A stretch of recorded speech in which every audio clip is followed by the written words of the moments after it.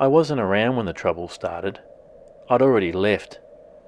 So to better explain what happened to Ararat in the early 1990s, I spoke with Pat McAloon, manager of the Commonwealth Employment Service from 1979 to 1995. When I came to Ararat, the unemployment rate for the Ararat Employment District was around about 3%.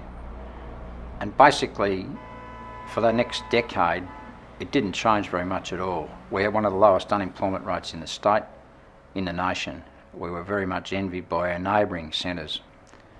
And the main reason was that we were regarded as a government town. Ararat had very high employment in the public sector. Everybody had a job. You worked at the railways, you worked at the jail, you worked at Telecom, you worked at the Ararat Mental Hospital. You probably worked there because your mother and father worked there, and you thought that your children would work there in the future. But in the 90s, things began to unravel. The railways were cutting back on staff, and a fairly damning report was issued in the 91 regarding Ararat, which in the end recommended closure of Ararat. The closure of Ararat saw the loss of over 400 jobs, 400 very well paid jobs. And when we lost families, we lost children at schools, we lost spending power in the retail sector. In fact, the budget at Ararat at the time of its closure was around about $18 million per year. So in actual fact, the closure of Ararat was equivalent to pulling $18 million out of our economy. But as well as what was happening in the public sector, at the same time, things were beginning to unravel in the private sector.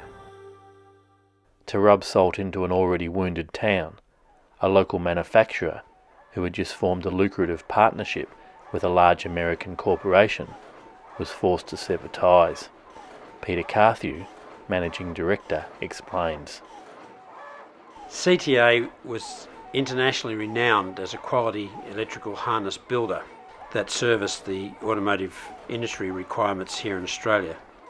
Packard Electric, which was a division of General Motors Corporation, knowing this, came to Ararat and formed with CTA a partnership which in fact was the biggest private industry employer in Ararat at the time.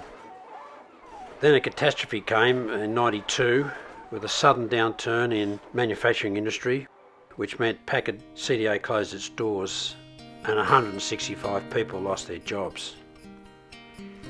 That was a great shame because we planned our development to involve 560 people employed here in Ararat in 1997. With the substantial job losses, the population shrank.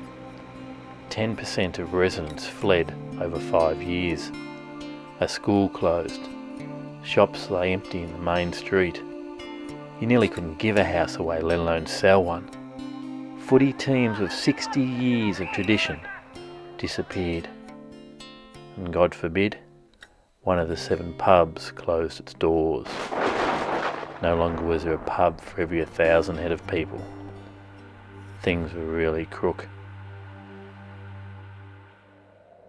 If there's no work, there's no town. All the young must leave.